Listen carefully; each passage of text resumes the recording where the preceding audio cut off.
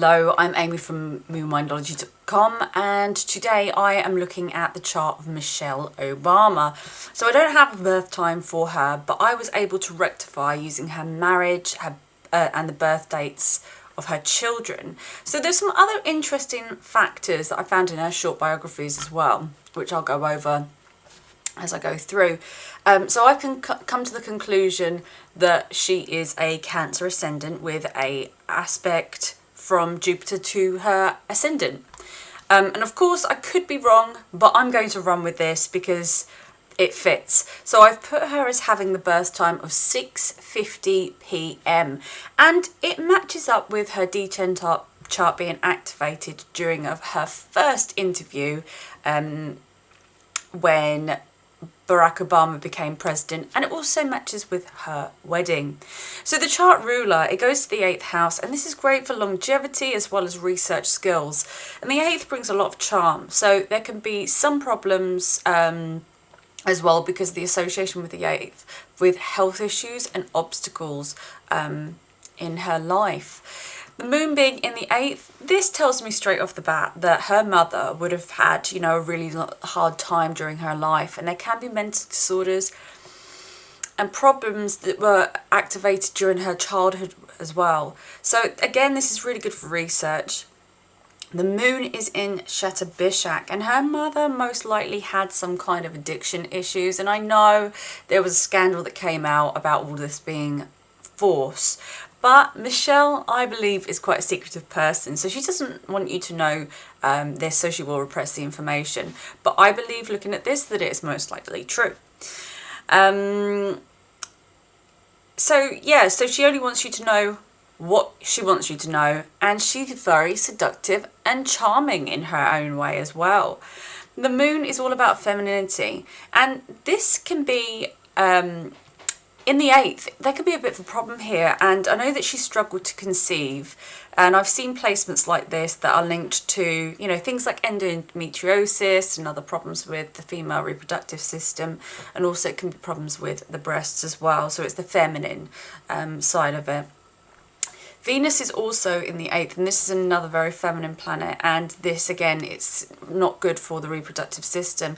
But again, it's incredible charm. There can be some disappointment in the love, but, I'm telling you, if she ever divorced from Barack Obama, she would do incredibly well out of it. There's a Raja Yoga here, so I think that she'll live a long life, and she will always remain rather influential to people. Security feels a little bit compromised all of the time, I'd say, and she likes to have the idea of having security, and I think especially because of who her husband is, and I bet you she worries about security all the time, and even to this day I'm pretty sure that she does have Secret Service protection. And this is an ongoing theme that may have stemmed from her mother's behaviour, and her mother would have had a difficult life, as I've said, and there could have been, some mental problems for her. The 7th house, this is incredibly powerful. There's Dana Yoga in the 7th, and that will give her money through her husband. There's also a Raja Yoga here, which gives her strength in business, as well as, the husband has a lot of energy here. And I'm sure she has her own ways of making money, but her husband will always be, the shining and glowing one with the chart like this. People become famous when they have exceptional chance.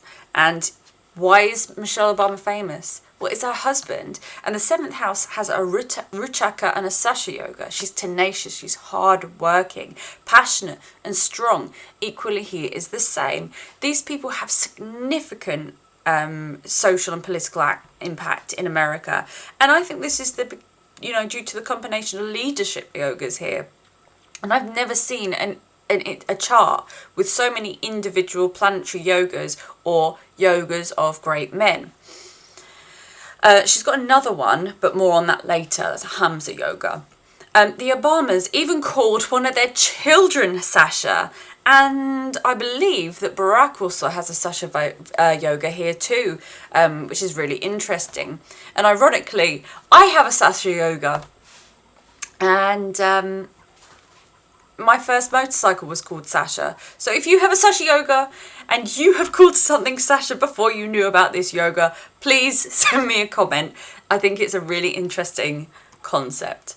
So Saturn is in the 7th house, and this also gets Digbala. This is great for marriage and stability, but the partner can be very serious. There's great staying power in the relationship.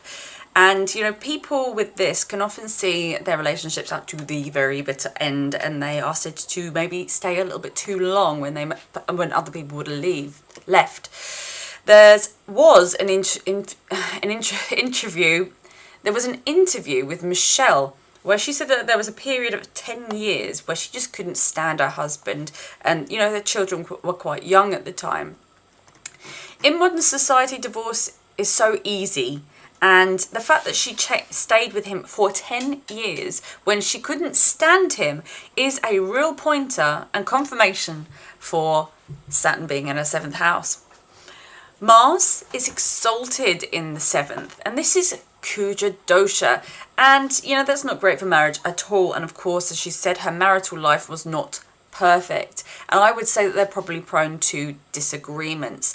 And this is a sure sign that her husband was always destined to work in relation to the military, technology, and the police.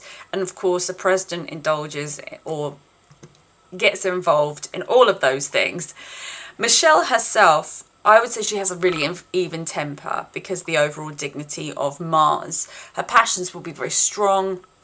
But Mars does rule the 5th, and it's in a Papakatara yoga. So this doesn't really bode well for children.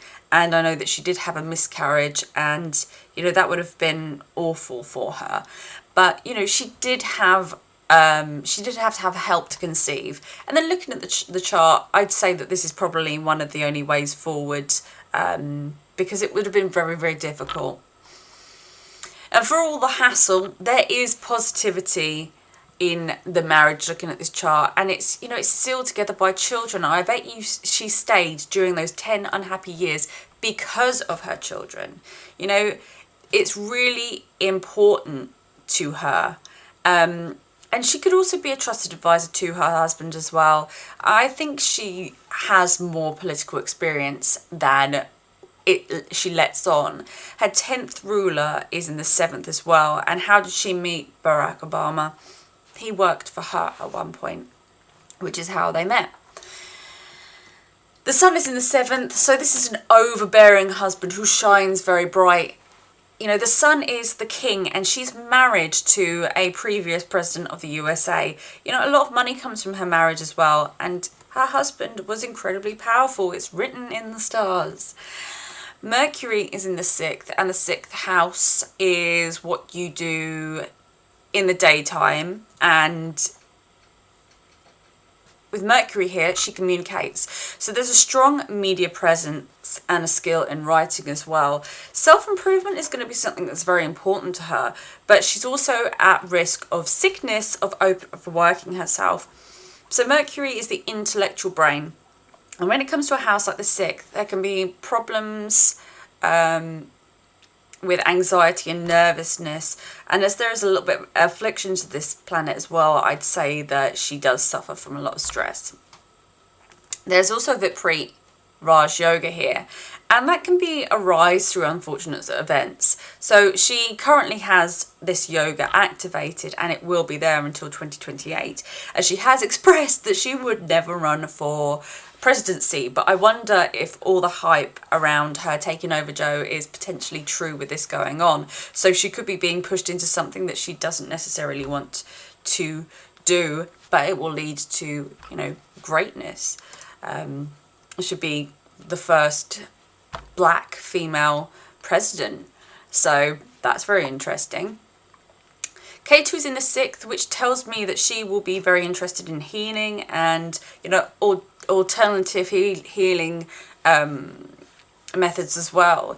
A Secret Service agent who protected her recently, that recently wrote a book, and I think he said that she likes to do a lot of hiking and exercise and stuff like that. So this fits the bill here, and they can be hard to diagnose issues that crop up with Mercury, and this could be a process of getting stressed and links to things like irritable bowel syndrome. You know, these are things are hard to diagnose, especially when they are psychosomatic.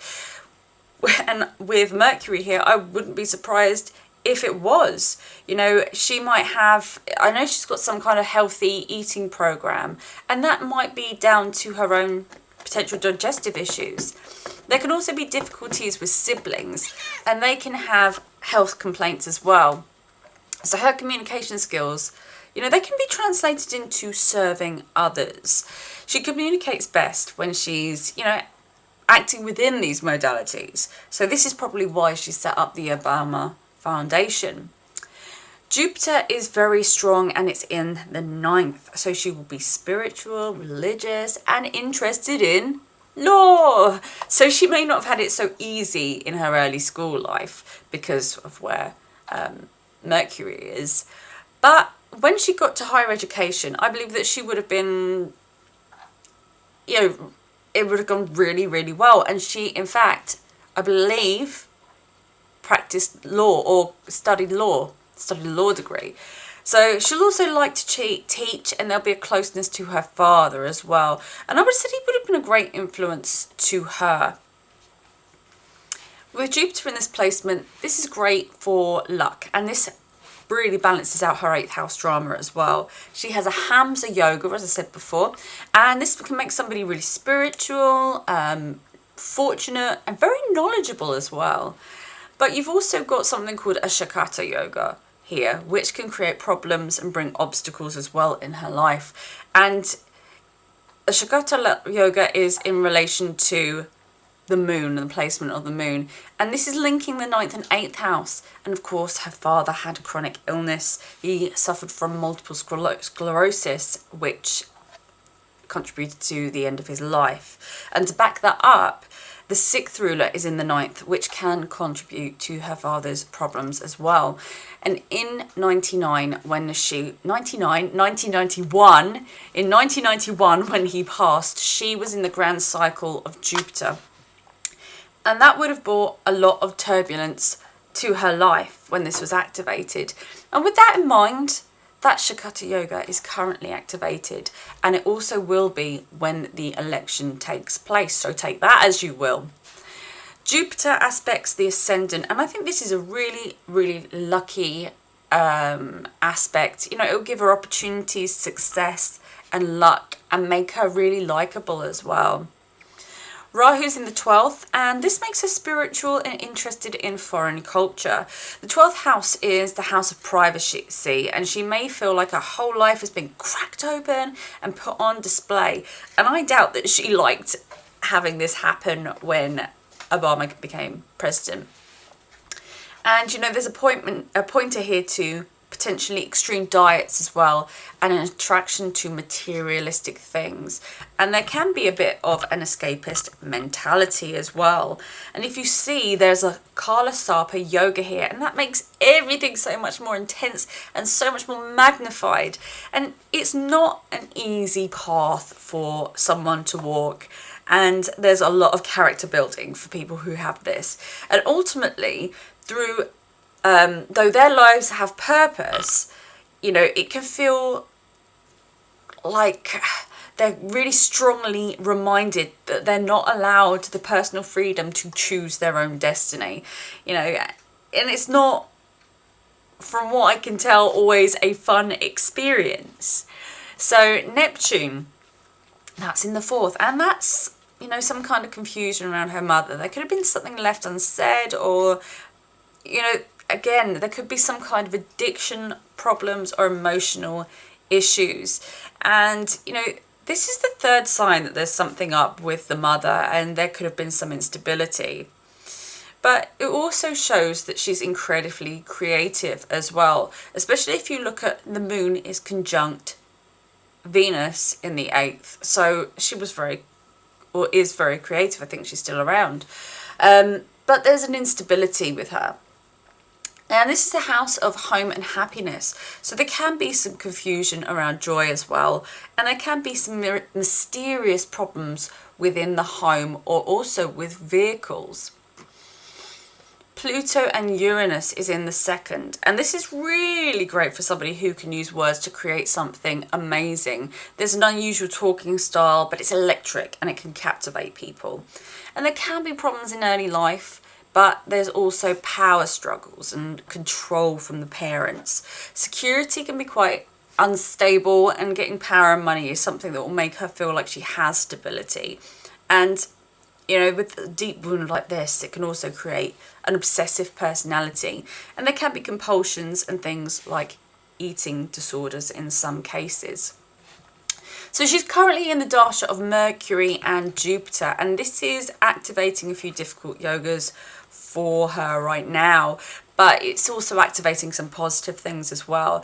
And this is a time where she may be brushing up on her law and dealing with her spiritual side, but there can be a lot of stress, obstacles, and events that are seemingly out of her control.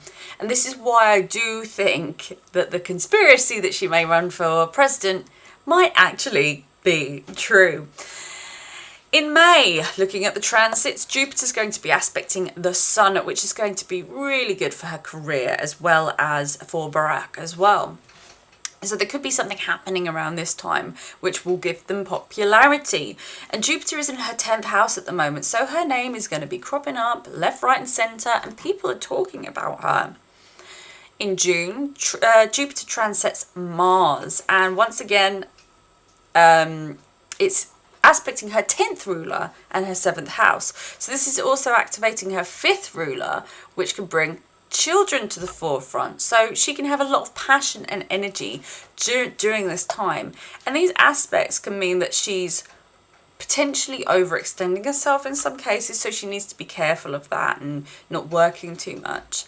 But it's all about her career and also her husband as well. So let's address the elephant in the room. There's a lot of talk about Michelle maybe running for president because Biden is too old to carry on. So does Michelle Obama have a chart to win against Trump? I said before that Trump and Biden were a package and that they were done. But considering the recent turn of events, I do think it's worth looking at who has the stronger chance of winning. So Biden has a strong stronger D10 chart, but it's not actually going to be activated during the elections.